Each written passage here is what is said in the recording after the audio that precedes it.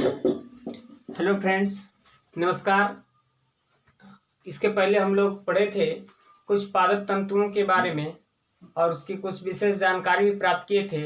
आज हम लोग जानेंगे कुछ जंतु तंतुओं या तो जंतु रेशों के बारे में कि किन किन जंतुओं से रेशे की प्राप्ति होती है। ये रेशों से वस्त्र तक में अगला है ऊन की प्राप्ति। इन्हीं ऊन की प्राप्ति कहाँ कहाँ से होता है, यहाँ देखेंगे ऊन की प्राप्ति के बारे में कि सबसे पहले कि किन किन जंतुओं से प्राप्त होता है। आपके सामने फिगर भी हम ये डाले हुए हैं, उसको देखिएगा।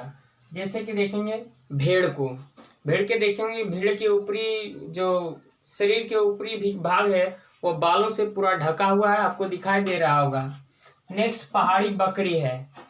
पहाड़ी बकरी के भी ये सब जो जंतुएं पाए जाते हैं, ये सब जो है ठंडे प्रदेशों में पाए जाते हैं। ऊंट है, उसके बाद देखेंगे एल्पेका है, लामा है, याक है, अंगोरा बकरी है। देखिए बकरी दो तरह के, पहाड़ी बकरी और अंगोरा बकरी। जिस प्रकार से हम जानते हैं कि भेड़ के कई नस्ल होते हैं, ठीक उसी प्रकार से बकरियों का भी कई नस्ल होते हैं। तो अंगोरा बकरी हो गया और कुछ अन्य जंतुएं हैं जिनके शरीर क्या चीज होते हैं, बालों से ढका हुआ होता है। और इन जंतुओं के बालों से हमें क्या चीज की प्राप्ति होती है, ऊन की प्राप्ति होती है। अब एक चीज आप लोग कभी सोचे, ऐसा क्वेश्चन मन में आया होगा कि आखिर इन सभी जंतुओं के शरीर पर बालों की मोटी परत क्यों पाई जाती है। और ये जो जहाँ की जलवायु गर्म होती है उस और जो है, जैसे इधर बकरियां हैं तो इधर के बकरियां बिहार हो गया, झारखंड हो गया या यूपी हो गया, इस साइड के बकरियों के बालों पर मोटी परत बालों की नहीं होती है। ऐसा क्यों? प्रकृति भी सोच समझ कर बनाती है। ऐसा क्यों बनाया है कि ये सभी जो ठंडे प्रदेश में पाए जाने वाले जंतुएं हैं उनके शरीर पर बालों की मोटी परत पाया जाता है।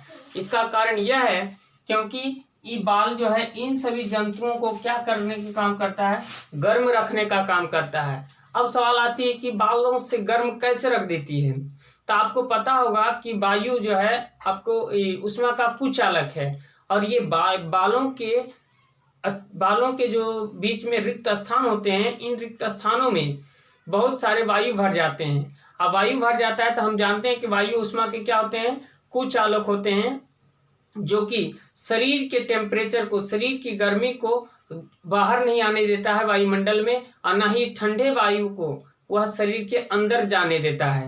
यानी कि ये बाल जो है ये रोकने का काम करता है। हमको ठंडक कब महसूस होती है, जब हमारे शरीर से तापमान घटने लगता है तब हमें ठंडक महसूस होना शुरू कर देता है। जैसे कि मान लिया जाए कि हमारे शरीर का टेम्परेचर है 37 डिग्री सेल्सियस और हमको ठंडक कब महसूस होगा, जबकि देखेंगे कि जब हमारे शरीर से तापमान वायुमंडल की ओर जाना शुरू कर देगा, यानी 37 से 36 होना शुरू कर देगा, तब हम कहेंगे हमको ठंडक महसूस हो रही है।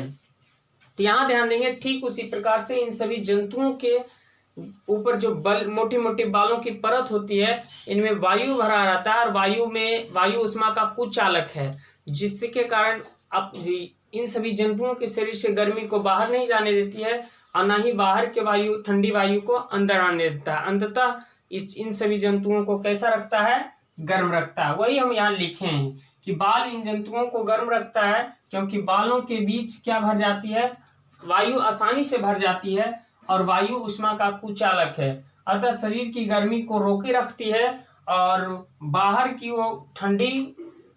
की ठंड हवा को या ठंड को शरीर में जाने से भी रोकता है। तो ये प्रकृति खुद सब सोच समझ कर बनाते हैं कि ठंडे प्रदेश में आता है तो उसे थोड़े आप चादर देने जाएंगे, स्वेटर पहनाने जाएंगे, तो प्रकृति स्वयं समझिए वो कंबल उनको दे रखा है। अब बात आई कि ये जो अंगोरा बकरी है ये बहुत ही चर्चित है, क्योंकि हम लोग सीधा जानते हैं बकरी से ऊन कैसे प्राप्त होगा। यहाँ देखेंगे कि लिखा है कि जिस प्रकार हमारे देश में कई भेड़ों के कई प्रकार पाए जाते हैं, भेड़ों के कई नस्ल पाए जाते हैं, ठीक उसी प्रकार बकरियों की भी अनेक नस्ल पाया जाता है, जिनमें से एक नस्ल का नाम है अंगोरा नस्ल। इस अंगोरे नस्ल की बकरियों से अंगोरा नामक ऊन की प्राप्ति होती है। और आपको बता दें कि अंगोरा जो है अंगोरा बकरी अत्यधिक जम्मू कश्मीर के पहाड़ी क्षेत्रों में पाया जाता है। जम्मू कश्मीर के पहाड़ी क्षेत्रों में पाया जाता है। आपको पता होगा कि जम्मू कश्मीर में कितना ठंड पड़ता है, और ठंड पड़ता है इसके कारण प्रकृति स्वयं जो है सब कुछ जानते हैं, प्रकृति ही सब कुछ बनाने वाले हैं।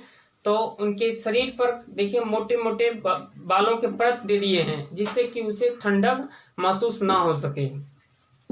और ये जो अंगूरा नामक ऊन होता है, इनसे एक बहुत ही प्रसिद्ध चादर है, जिस चादर का नाम है पश्मीना शॉल।